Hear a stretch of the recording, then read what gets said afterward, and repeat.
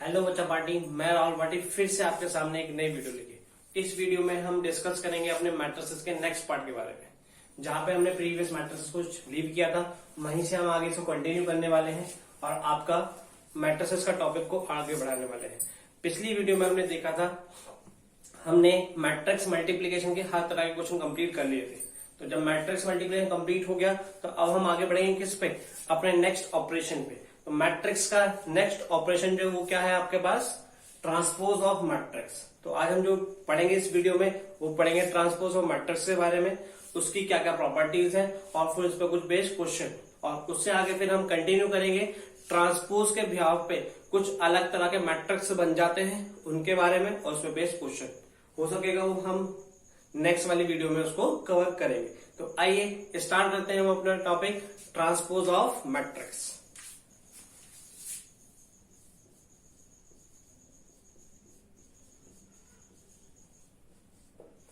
Transpose of matrix,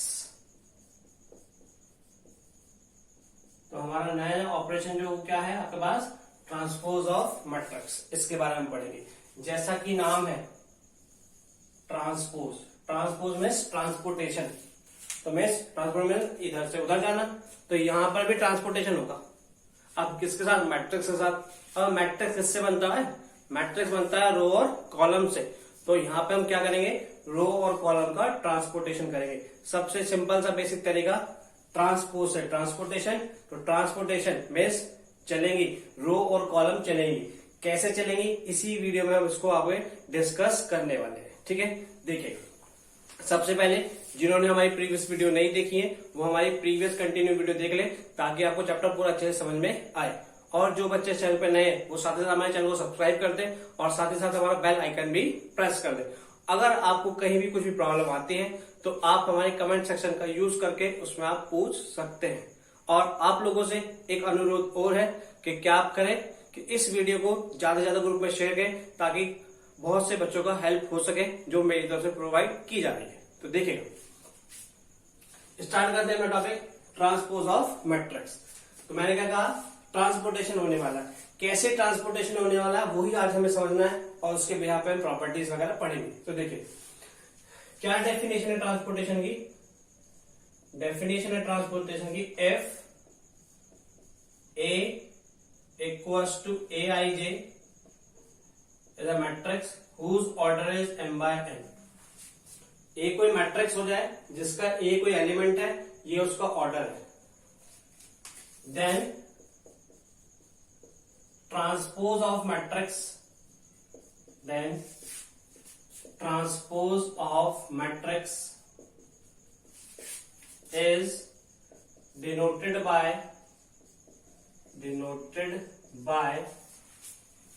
A transpose is AT और A dash।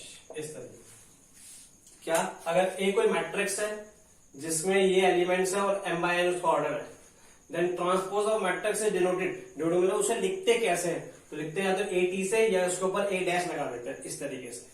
अब ये दिखाते हैं, हमने दिखा तो दिया, इसकी फोटो कैसे आने वाली है। अब होगा क्या, then A transpose would be equals to A ji n by m। कहने का मतलब उसके जो aij वाला एलिमेंट है वो aji हो जाएगा। मीन्स अगर कोई एलिमेंट A12 था तो वो कितना हो जाएगा, A21 हो जाएगा।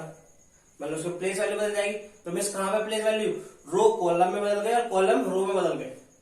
तो जब रो कॉलम में बदल गए तो एलिमेंट बदल जाएंगे, एलिमेंट बदल गए तो उसका ऑर्डर भी बदल गया। तो इसी वजह से मैंने कंपेयर करा था किससे, ट्रांसपोर्टेशन से। मेरे यहाँ पे क्या हो रहा है, रो कॉलम में बदल रहे हैं और कॉलम रो में बदल रहे हैं। तो कोई भी एक ऐसा मैट्रिक्स जिसकी आप रो को तो कॉलम में बदल दें और कॉलम को रो में बदल दें, उसको हम क्या कहला देते हैं, उसका ट्रांसपोज ऑफ मैट्रिक्स कहला देते हैं। डिनोट करते हैं किससे, ए टी से या ए डैश से, जिसकी डेफिनेशन ये है आपके पास। अभी आपको डेफिनेशन क्लियर हुआ, मैं आपके सामने एग्जांपल लिखता हूं, देखेगा। For an example A equals to, A कोई मैट्रिक्स है जिसका एलिमेंट दे रखे हैं 1 2 3 0 7 5, इस तरीके से। मैं आप लोगों से पूछूं इसका ऑर्डर कितना, 2 रो है 3 कॉलम है, 2/3 ऑर्डर का। ठीक है, हमने क्या करा, एक ट्रांसपोज करते हैं। मैंने अभी क्या बताया आपको ट्रांसपोर्टेशन में, क्या कि रो तो कॉलम बन जाएंगी और कॉलम रो में, तो ये जो रो लिखी है तो कॉलम बन जाएगी। मीन्स 1 2 3, तो पहली रो तो पहली कॉलम में हो गई। अब दूसरी रो दूसरा कॉलम बन जाएगी 0 7 5। तो आप देखें तो रो तो कॉलम बन गई, चाहे आप दूसरे जगह से बोल दें कि कॉलम जो है वो रो बन गई। आप देखें तो इनकी प्लेस वैल्यू भी बदल गई। जो A31 था इसका एलिमेंट की वैल्यू क्या थी, ये A13 था। तो अब देखो जरा यहाँ पे क्या बन गई, तीसरी तो रो गई और 1 कॉलम हो गया, तो ये A31 हो गया इस तरीके से। तो एलिमेंट भी बदल गए। अब देखो एलिमेंट बदल के दिखा दिया मैंने। अब क्या, इसका ऑर्डर भी बदल गया।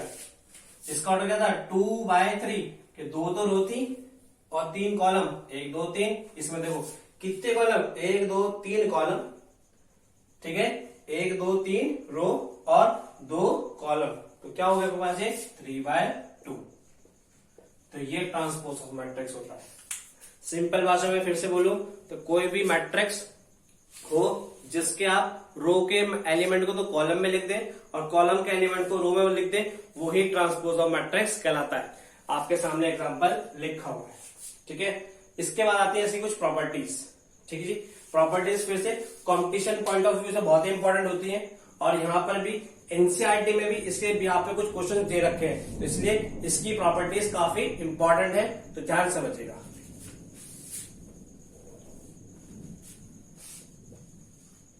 Properties of transpose, properties of transpose,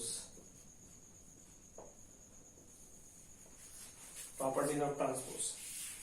पहली प्रॉपर्टी क्या है आपके पास, पहली प्रॉपर्टी है कि अगर आपके पास कोई मैट्रिक्स है उसका आपने ट्रांसपोज किया और आप उसका दोबारा से ट्रांसपोज कर दे तो वो ए के बराबर ही आ जाता है।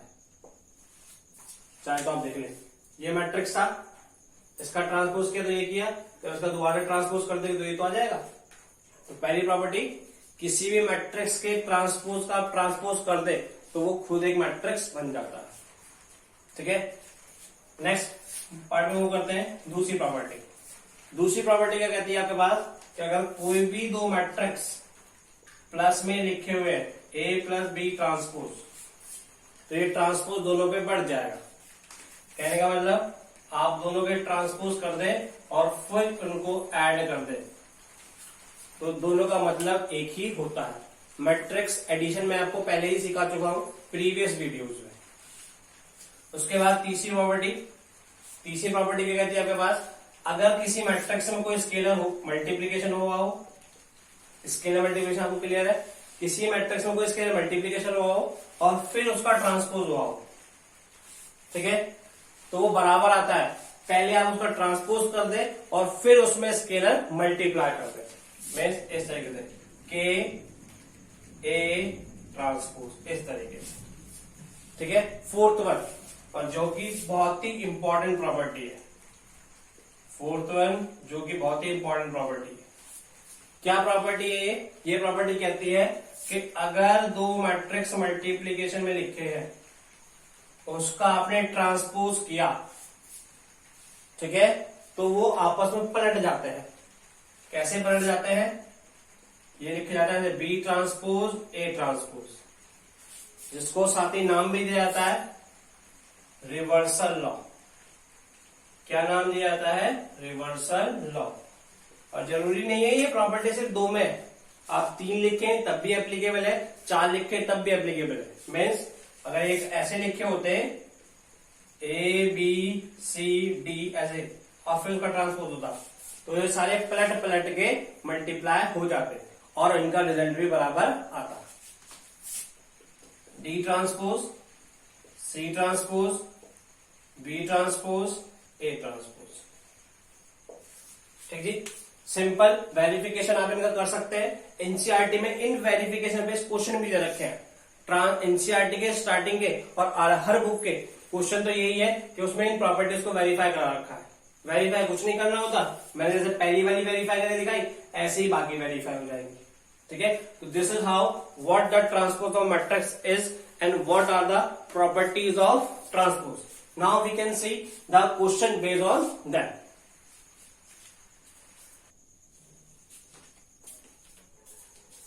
देखिए आपके सामने क्वेश्चन लिखे हुए हैं, लिखा है कि if A equals to this, ये कोई मैट्रिक्स दे रखा है आपको, B इक्वल्स टू दिस, ये मैट्रिक्स दे रखा है, verify that A B transpose equal B transpose A transpose.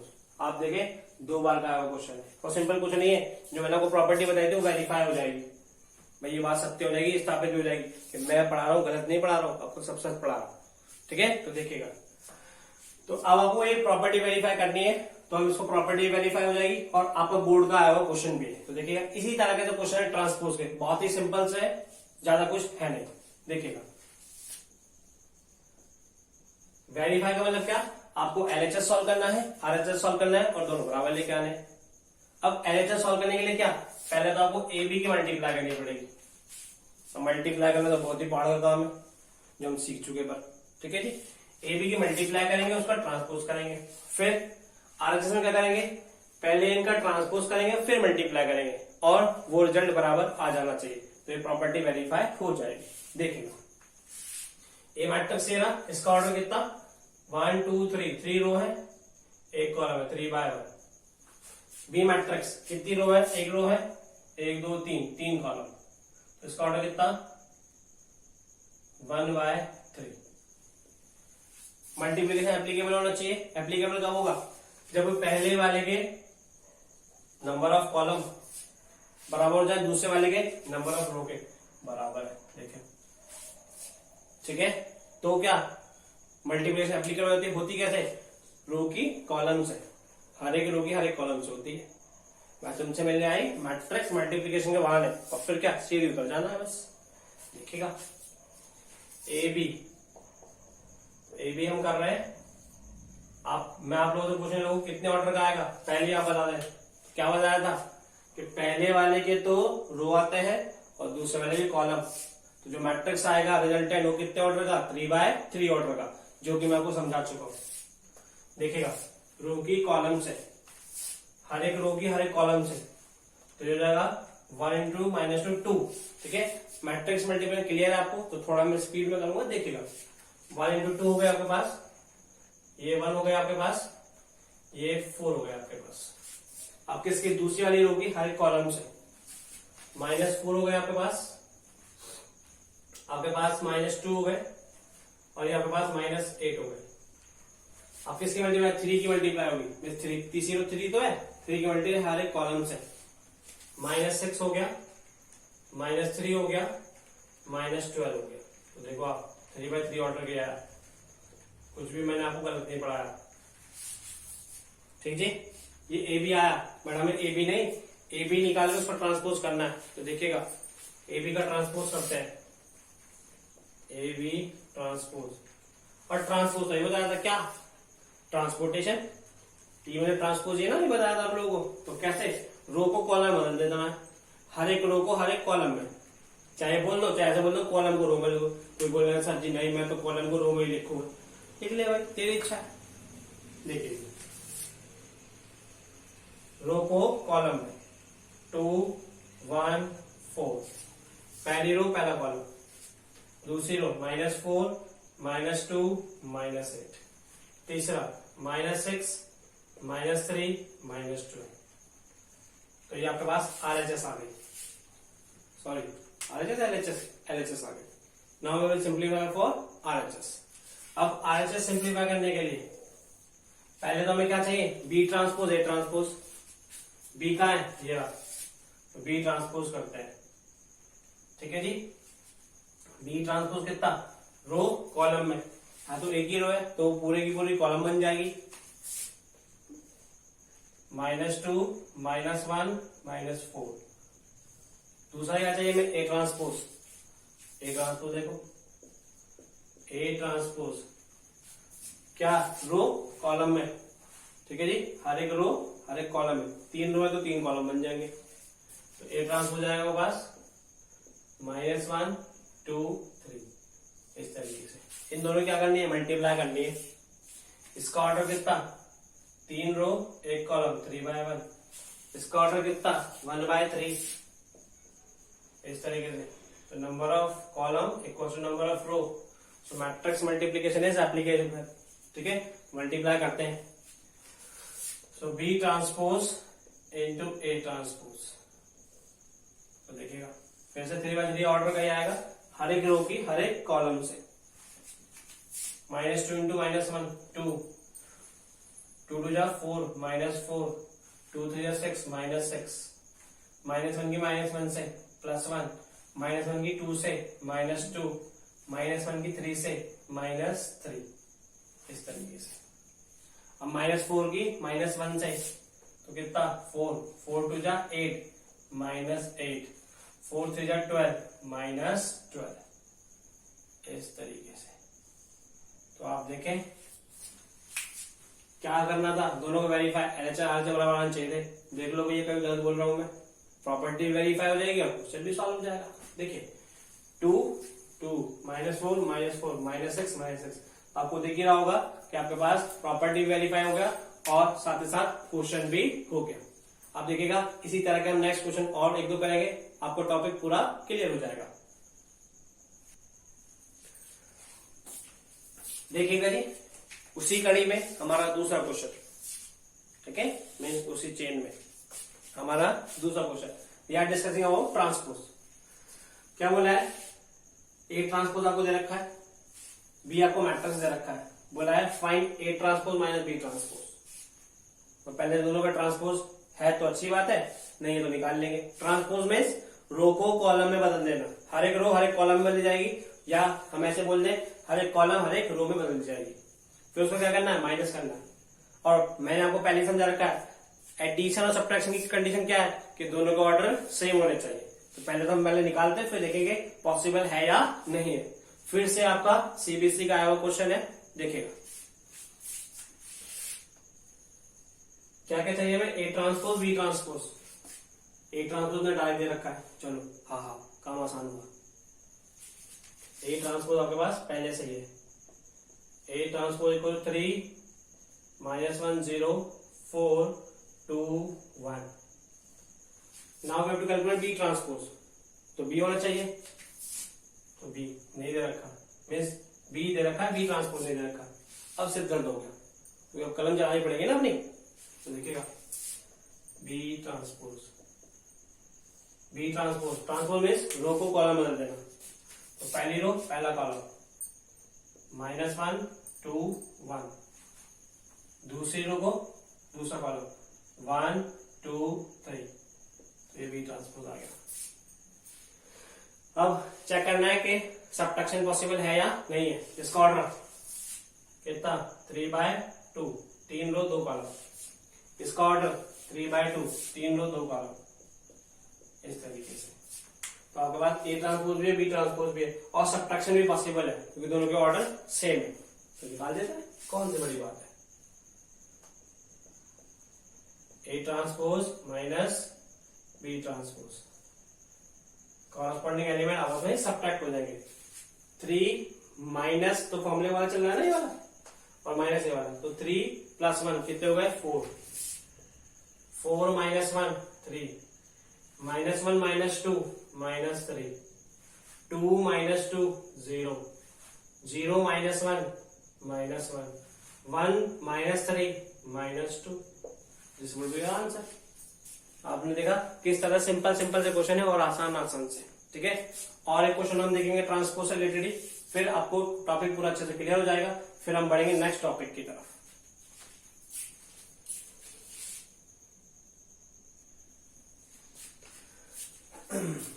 देखिएगा नेक्स्ट क्वेश्चन आपका फिर से ट्रांसपोज से रिलेटेड, अच्छा क्वेश्चन है और आया हुआ क्वेश्चन है और एनसीईआरटी का भी क्वेश्चन है और अच्छे क्वेश्चंस में काफी लेंथ वाला है।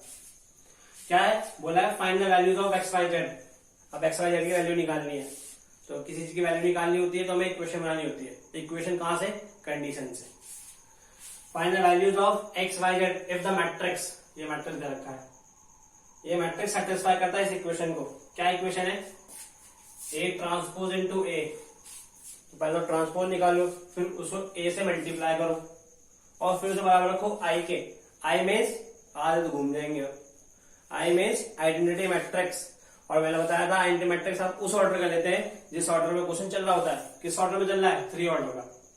ठीक है, तो उसमें देखो लिख के मिल दिया है I3, इसीलिए I3 बोला है उसने। ठीक है, तो अब आपको इससे सेटिस्फाई करना है, तो पहले निकालनी पड़ेगी, फिर वो मल्टीप्लाई करके इक्वेट करेंगे, फिर जाके आपके पास आंसर निकल के आएगा। तो देखिएगा, अब इसको सेटिस्फाई कराने के लिए क्या क्या चीज चाहिए? ए ट्रांसपोज नहीं है, ए है, तो पहले ए से ए ट्रांसपोज निकालेंगे, आई हमें पता होता है। तो देखिएगा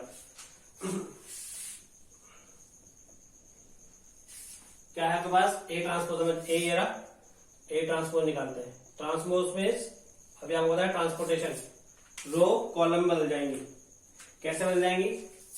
पहली रो कॉलम बन गई 0 2 y z, दूसरी रो दूसरा column x y minus z, फिर x माइनस y z, इस तरीके से। ठीक जी, ए ट्रांसपोज आ गया आपके पास। तो इक्वेशन हमारे पास, since equation is A transpose A equals to I, रख देते हैं सारी बातें। देखिएगा, ए ट्रांसपोज ये रहा 0 x x 2y y minus y z minus z z into A ये रहा आपके पास 0 2y z x y minus z x minus y z, इस तरीके से equals to I means identity matrix.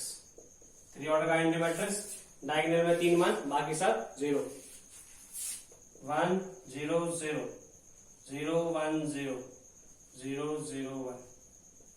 Simplify करें तो इक्वेशन तो इक्वल हो ही गया, मल्टीप्लाई करके क्वालिटी ऑफ मैट्रिक्स लग जाएगा, आपके पास वैल्यू निकल के आ जाएंगी। तो आप देखो अभी मैट्रिक्स मल्टीप्लीकेशन में काफी यूज हो रहा है। मीन्स जितना हमने चैप्टर पढ़ा है वो सब आपके पास स्टार्टिंग से ही लगता जा रहा है। तो मल्टीप्लाई करते हैं कैसे? रो की कॉलम से सीढ़ी करनी है। 0 into 0 0 plus x into x x square, x into x plus x square.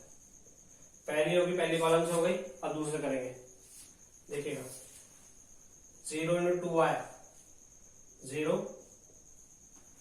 X y minus के एक्स वाई, इस तरीके से। तीसरा मल्टीप्लाई होगी 0 इंटू जेड 0 प्लस के x z plus minus minus x z और प्लस के एक्स जेड। अब दूसरी वाली रो की बारी, दूसरी रो की हर एक कॉलम से 2y इंटू 0 0 प्लस के वाई एक्स माइनस के वाई एक्स। अब तीसरे वाले से 2 टू जा 4 4y square, y into y plus के वाई स्क्वायर। ठीक जी, माइनस माइनस प्लस प्लस के वाई स्क्वायर, इस तरीके से। अब इसकी किससे? तीसरे वाले से 2yz